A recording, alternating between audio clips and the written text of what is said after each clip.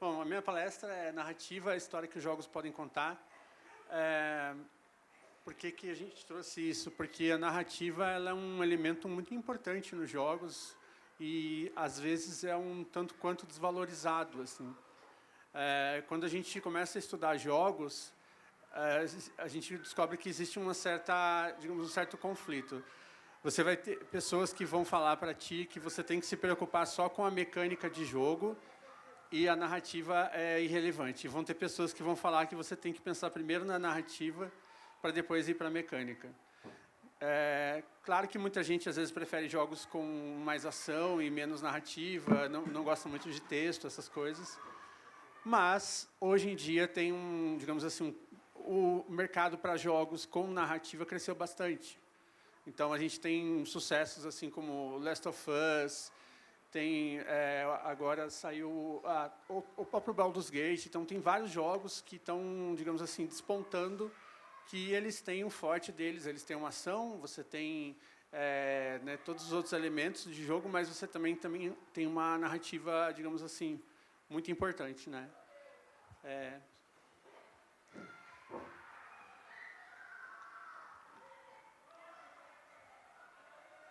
Preparei alguns slides. Volta. Isso. Bom, quem sou eu, né? Eu sou uma mulher trans, binária, eu sou autista. Eu sou game designer na 99 Jobs, que é uma empresa de recrutamento. Então, eu faço gamificação lá. Eu sou designer de narrativa no meu estúdio, que é a Sun Black Games, e eu sou membro do coletivo Grimpa. Eu também sou organizadora da Global Game Jam, sede de São Paulo, online, e da Game Jam Plus, sede de São Paulo, online também. Eu também sou roteirista de quadrinhos, escritora e mestra de RPG. E sou geógrafa e publicitária. Pode passar. Então, algumas curiosidades sobre a minha pessoa. Eu já ganhei um prêmio do SB Games, que é talvez o maior evento da área de jogos a nível acadêmico no Brasil. A gente ganhou como melhor Serious Games.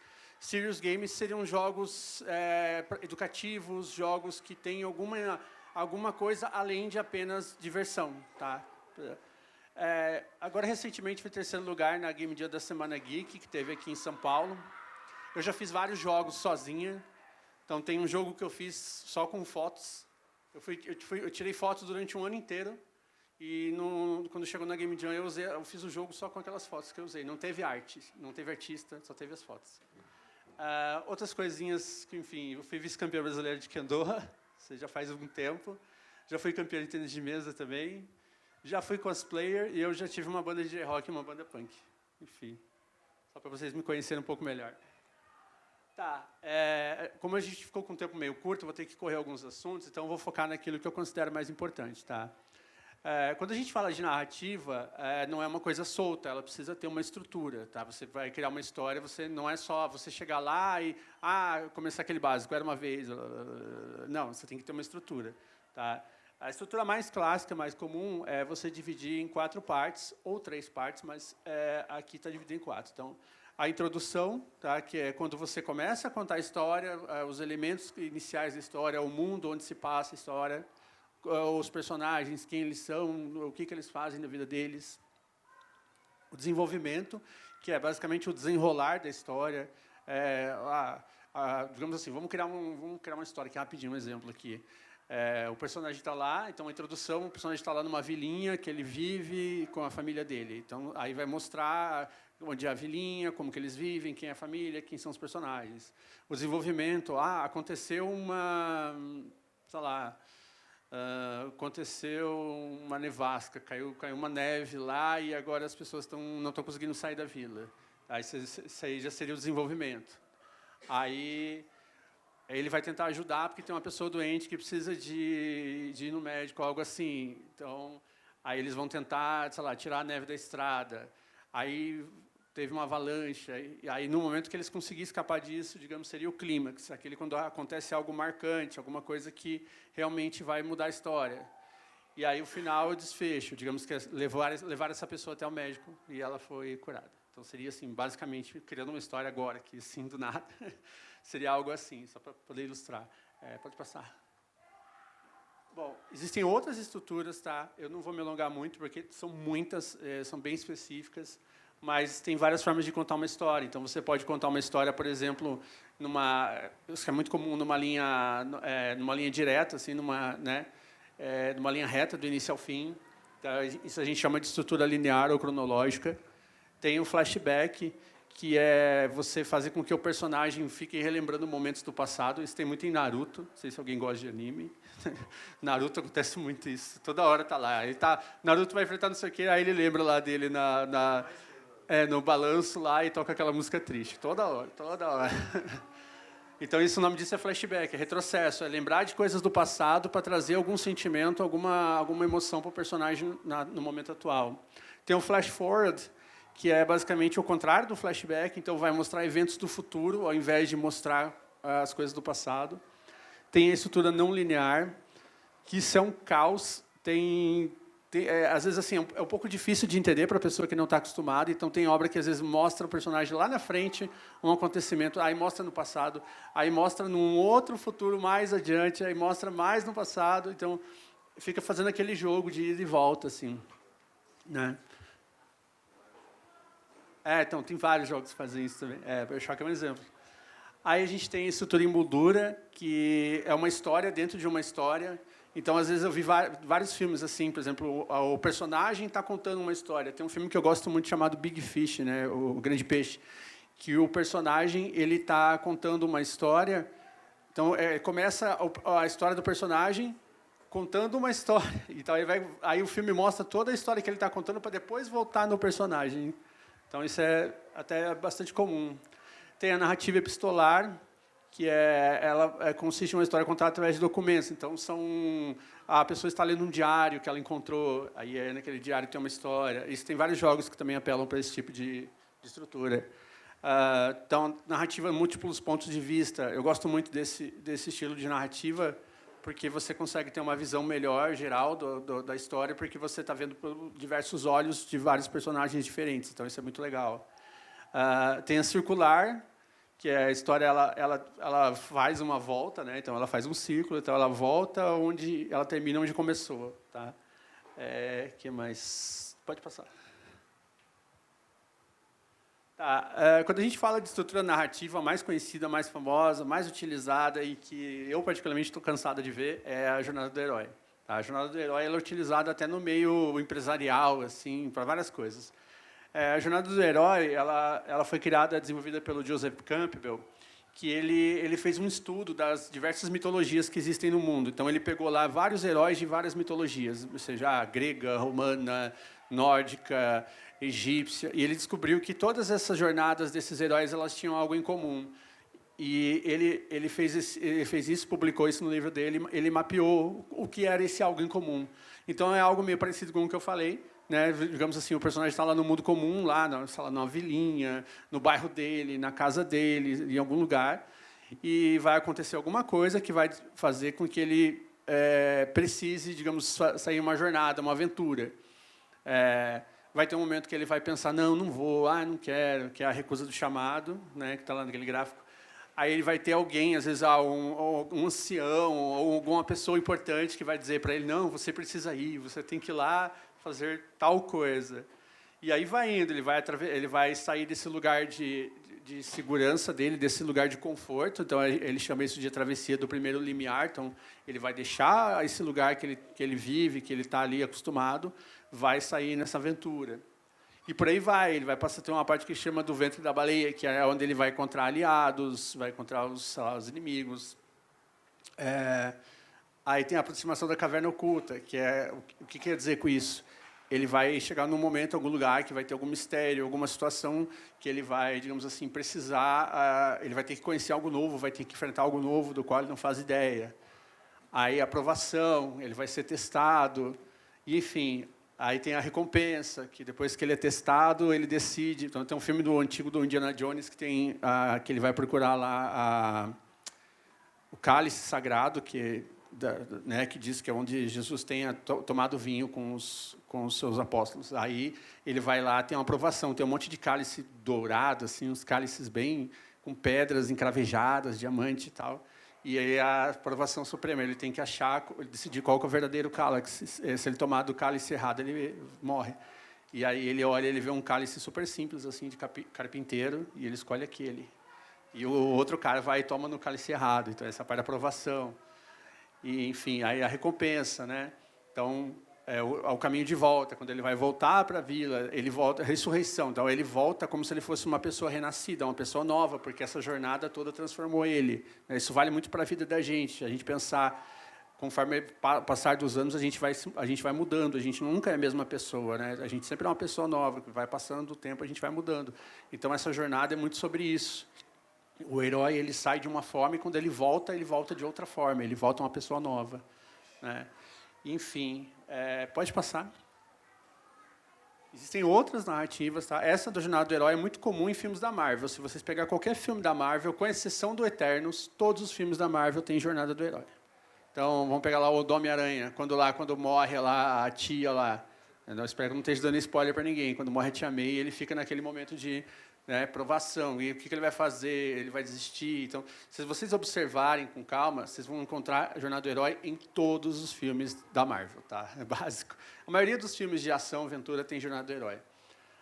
O que eu falei, o Eternos é o que se destaca porque ele usa essa outra estrutura narrativa, que é o Kishotenketsu. Tá? A Kishotenketsu, ela é uma narrativa muito mais, uma estrutura de narrativa comum, até porque a diretora é chinesa, é uma estrutura muito comum na Ásia, então no Japão, na China, na Índia, na Coreia, eles costumam trabalhar a narrativa dessa forma. Tá? Ela é dividida em 4 partes. Tá?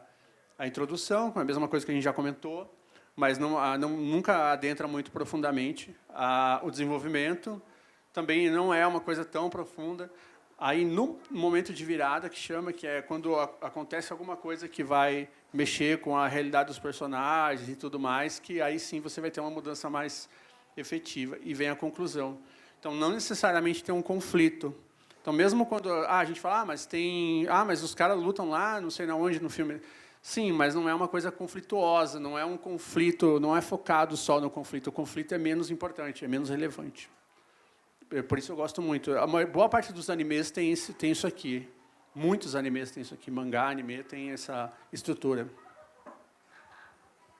Bom, eu não vou falar muito dessas outras, mas tem a tragédia clássica, que conta a história do Ícaro. Não sei se alguém gosta de mitologia aí. O Ícaro, ele era um personagem que ele e o pai dele, eles estavam presos numa ilha e eles queriam sair da ilha de Creta. Eles queriam sair da ilha de Creta. Eles estavam como é que é o nome? Esqueci o nome. Labirinto do Minotauro. E eles precisavam sair. Então, eles acharam lá, usaram a cera das abelhas, pegaram penas dos pássaros que eles encontraram e eles colocaram no corpo. E, enfim, isso não funcionaria, mas é mitologia, né? E aí eles saíram lá, conseguiram voar até uma altura. Só que o Ícaro se empolgou e o pai dele falou, não se empolgue, né? Tipo, se segura aí, piá, não vá voar perto do sol, né? Aí ele foi e derreteu a cera, e, enfim, acabou que ele veio a falecer. Então, isso também é tido como uma estrutura, esse tipo de narrativa, que o final nem sempre é positivo. Tem a comédia de erros. Comédia de erros tem uma bem famosa que todo mundo conhece. Passava todo dia no SBT. Chaves. Comédia de erros, exatamente. Chaves passava. É isso aí, basicamente. Fica acontecendo coisas que vão criando mal-entendidos e confusões o tempo todo. E fica aquilo lá de eterno, assim, não acaba. Então, a comédia de erros é também uma estrutura narrativa. Aí tem as estruturas em 7 atos. Pode passar. Que daí, em vez de ser... Tem 3 atos, tem 7 atos. Então, essa de 3 atos, ela é muito famosa pelo Aristóteles. Ele estudou bastante isso. Então, é meio parecido com aquilo que eu já mostrei antes. Então, vai ter a introdução, o desenvolvimento e a conclusão da história. Pode ir. Existem como todo o trabalho voltado com jogos, a gente tem que documentar. Existe documentação, tá? Não é só você chegar lá, escrever a historinha e acabou. Então, assim, a gente trabalha geralmente com documento de roteiro, que ele ou também conhecido como argumento, tá? Você vai dividir em cenas. Então, ali, ó, tá vendo? É cena 1. Aí tem externo, EXT, é externo. Ou se for dentro de um lugar fechado, é interno. Se for um lugar fora, é externo. O local onde acontece e se é dia ou noite. E aí você faz a descrição e você faz os diálogos, mas geralmente ele vai ter esse formato aí. Então, por exemplo, quando eu estou trabalhando com narrativa, o documento que eu entrego para o pessoal de desenvolvimento, para os programadores, para os artistas, é esse documento. É o principal. Né? Pode passar. Eu coloquei isso aqui porque eu ia citar antes, mas como está meio corrido, eu acabei não citando. Narrativa não é texto, tá, gente? Narrativa não é texto. Tá? Não é porque tem diálogo, tem texto, se não tem diálogo, não tem narrativa. Não é isso. Tá? Trouxe um exemplo aqui de um mangá chamado Gon. Esse mangá é de um dinossaurinho. Ele não tem um balãozinho de texto, não tem nada. Nenhum texto. Só que você consegue ler esse mangá, você consegue entender só de olhar as imagens. Tá? O mangá tem muito disso. Como o mangá ele tem muita influência do cinema, ele consegue contar as histórias, muitas vezes, sem textos. Esse aqui é um filme que ganhou o Oscar alguns anos atrás. Esse filme não é um filme antigo, tá? Ele é um filme novo, e ele não tem diálogos. Ele ganhou o Oscar. É um filme preto e branco, propositalmente preto e branco, ele não tem diálogos, e ele venceu o Oscar. Eu não me lembro agora o ano, porque eu não sou de acompanhar muito o Oscar. 2012, tá bem? Ah, tá lá. Coloquei. Esqueci que eu coloquei. Pode passar. Outros documentos, outro tipo de documentação. A gente tem o plot, que é basicamente aquele resuminho, assim, o resumo do resumo. É você dizer, quando alguém vai perguntar assim, estou fazendo uma história para um jogo. Tá, qual que é a tua história? O que você vai falar para a pessoa vai ser o plot. Você não vai contar a história inteira para a pessoa, não tem como, né? Você vai ficar lá ouvindo dela 1 hora. Então, o que você vai falar para ela, a gente chama de plot. É o resumo do resumo. Então, falar um menino muito forte. Vamos ver se alguém sabe que história é essa. Um menino muito forte foi encontrado no mato, adotado por um velho, e decide enfrentar uma organização maligna que quer dominar o mundo. Alguém sabe? Dragon Ball. Excelente. Vocês estão espertos aqui. Estou gostando, né? É porque assim, a base que eu usei para a minha história tem um pouco a ver do Dragon Ball. Então. Interessante. Também existe storyline, tá? Que é um resumo, seria um pouco maior. Então, não é da época de vocês, mas, assim, no meu tempo, quando você queria ir no cinema, você olhava no jornal, todo jornal vinha com uma sinopse, assim, um storyline de qual filme que ia passar no cinema. Acho que até hoje deve vir, mas eu acho que ninguém mais lê jornal. E aí é uma descrição um pouquinho mais extensa, então ele é um pouco mais extenso que o plot. Pode passar. Existe escaleta, era para ter uma escaleta aí. Deixa eu ver, passa para o próximo, por favor. Tá, isso aqui é escaleta. O que é a escaleta? Vocês viram lá que no roteiro eu numerei por cena, por número, né? Cada cena tem um número. Aí você vai pegar cada cena e vai fazer uma tabelinha. Tá? Essa aqui é personalizada minha, porque, enfim, para cada trabalho a gente tem que fazer de uma forma, né? Então, essa aqui, o que eu fiz? Eu coloquei o espaço narrativo, então, é onde que vai acontecer. Os escritores narrativos são o que tem nesse lugar. Veículos, placas. Quais são os personagens? Os personagens que vai estar na história. Isso aqui, esse documento aqui, ele é muito importante, porque assim, a pessoa que vai fazer a arte, a pessoa que vai fazer a programação do jogo, ela não tem como estar dentro da sua cabeça e imaginar o que você está imaginando. Então, e não é só falando ou escrevendo de qualquer jeito. Então, você tem que pegar e passar exatamente aquilo que precisa ser feito. Na hora que você criou a história, beleza, desenvolveu o roteiro, ok, agora eu vou fazer a escaleta. Então, que tipo de música que eu vou precisar ali? Geralmente, eu coloco até o endereço da música já. Então, os objetivos. Qual que é o objetivo do personagem depois daquela cena? Nesse caso aqui, o personagem tem que entrar num terminal portuário. E os objetivos do jogador. O que ele vai ter que fazer nesse meio, né, nesse caminho todo, né? Pode passar. Tá, isso aqui parece um negócio muito doido, mas eu vou explicar para vocês o que é. Eu trabalho com jogos de narrativa também. São jogos de estilo visual novel. É aquele jogo que você está controlando um personagem, ele vai vivendo o dia dele, vão acontecendo situações e você vai ter que decidir o que você quer fazer. Conforme o que você decide, vai ter um final diferente. Tá? Esse aqui é de um jogo meu chamado Duas Vidas. Então, tem 2 personagens, a Paula, o Paulo e a Júlia. E esse verde aqui é a Júlia. Aqui embaixo é a história do Paulo. Cada balãozinho desse tem um roteiro, tem a cena. Cada balãozinho desse é uma cena. E está escrito ali, mas não vai aparecer, porque precisaria de um zoom muito absurdo. E aqui, por exemplo, é uma tomada de decisão. Ó. Então, se decidir por alguma coisa, ele vai para lá. Se decidir por outra coisa, vai para cá. Esse jogo tem 9 finais. Tá? São 9 finais diferentes. E o que eu fiz? Isso aqui eu fiz no Miro, que é uma ferramenta que tem na internet. Eu fui criando essa cena para mim poder ter uma ideia do todo da história. Tá? Eu tenho histórias até maiores que essa aqui. Então, se você pegar, por exemplo, um jogo tipo Last of Us, assim, um jogo mais narrativo mesmo, AAA, você vai ver um negócio, sei lá, acho que 4 vezes maior que isso, talvez. Pode passar. Outros documentos que a gente, às vezes, quem está trabalhando com narrativa tem necessidade. Por exemplo, assim, você tá criando um jogo, você falou que está fazendo um jogo estilo da história meio baseada no Dragon Ball, né? Esse jogo vai se passar no nosso mundo ou num mundo à parte? Tecnicamente vai se passar na Terra, obviamente, porém a Terra vai estar um pouco diferente neste universo. No caso, os continentes que antes eram separados estarão todos juntos agora formando a nova Pangeia. Então, aí é o seguinte, quando você está trabalhando numa coisa que não é do nosso mundo real, ou é um mundo real, mas é o nosso mundo mais modificado, você vai precisar passar isso para as pessoas que estão desenvolvendo o jogo, ou passar isso até para o jogador. Para isso, a gente tem que usar, às vezes, outras ferramentas. Tá? Como vocês viram na minha apresentação, eu também sou geógrafa, então eu faço mapas.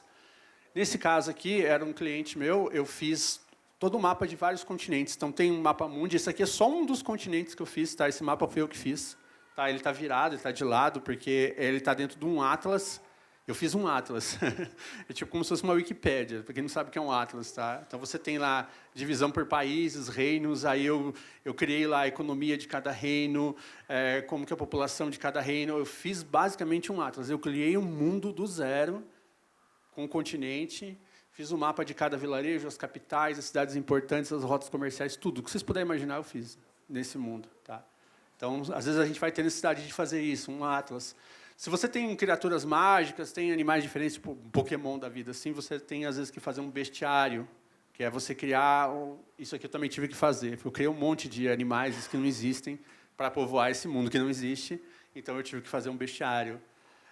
E tem um documento de desenvolvimento também, mas esse não é obrigação só de quem está trabalhando com narrativa. Tá? Uma coisa que eu não expliquei muito, não deixei muito claro, é que eu sou designer, eu sou game designer e também sou designer de narrativa. Designer de narrativa é uma especialização de game designer.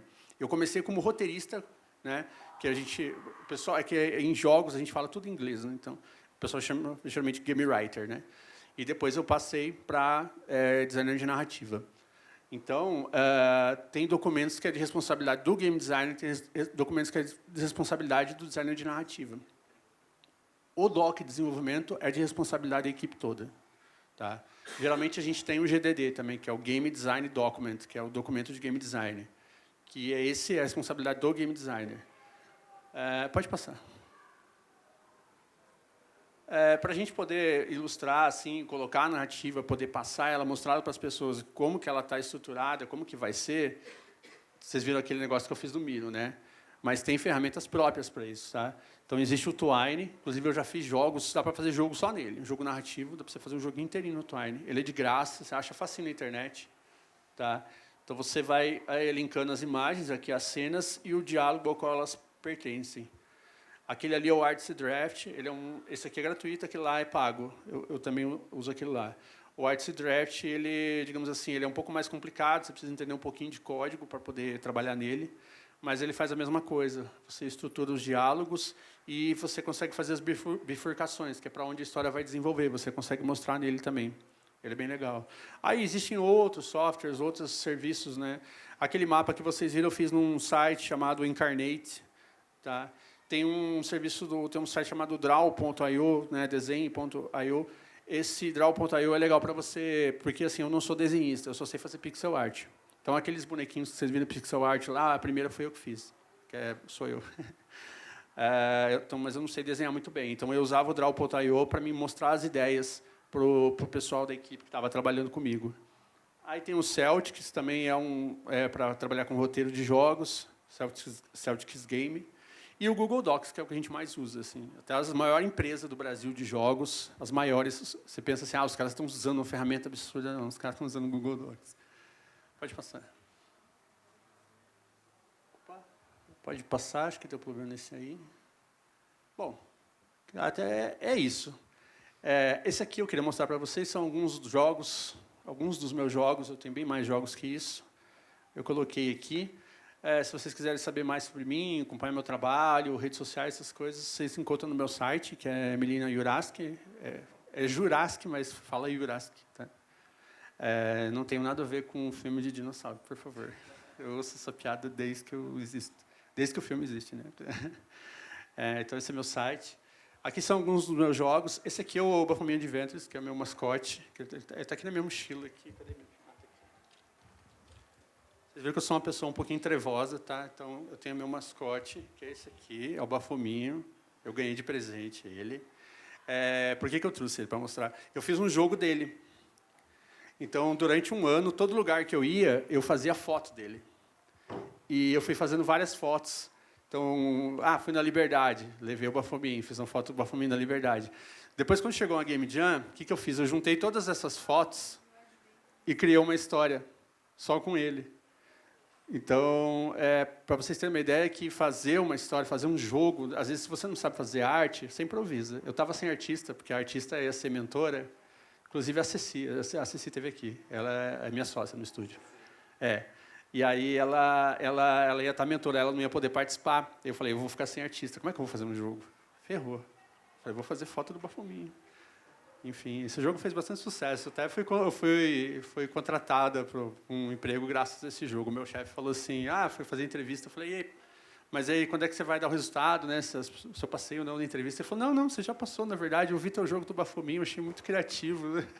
Então, assim, vale a pena ser criativo. Às vezes, se você tiver que fugir do básico, é legal. Então, aquele ali é o You Can Friends, que eu fiz sozinha. Aquele ali foi o único que eu fiz o pixel art também. Eu estava sem a Ceci. Aqueles 4 de cima eu fiz junto com a Ceci também. O Way to Find You, que eu e ela somos as personagens. O Duas Vidas, que é aquele que eu mostrei para vocês. Toda aquela estrutura da narrativa, é aquele jogo lá. Esse aqui é mais recente, Cold Death, né, Morte Gelada, é um jogo de terror. Eu fiz no RPG Maker. Então, assim, uma coisa importante, não tenham preconceito com nenhuma ferramenta. Se alguém vai falar para vocês, tem que fazer jogo em Unity, tem que fazer não sei o quê. Não, se você quiser, você faz em RPG Maker. Tem jogos de sucesso feitos em RPG Maker, e ele é super fácil de fazer. Então, não fiquem presos a isso. O You Can Friends eu fiz no Twine, o Way to Find foi feito no Twine, o Baphomet Adventures 1 e o 2 foi feito no Twine, o Clara Journey foi feito no Ren'Py, o Wake Up no RPG Maker, e o No More Regrets, que é, né, sem mais... como é que é Regrets? Eu sei a palavra, não sei traduzir. Eu sei ela em inglês, eu sei o significado dela, mas eu não sei traduzir. Arrependimentos, sem mais arrependimentos. Esse aqui foi feito no Ren'Py. Não, foi feito no Trial no Builder. Tá? Então, existe uma série de engines, uma série de ferramentas diferentes para jogos diferentes. Então, o tipo de jogo que você vai fazer é a ferramenta que você vai escolher. E a narrativa, ela vai ter várias formas de ser colocada dentro desse jogo. Bom, acho que é isso. Obrigada.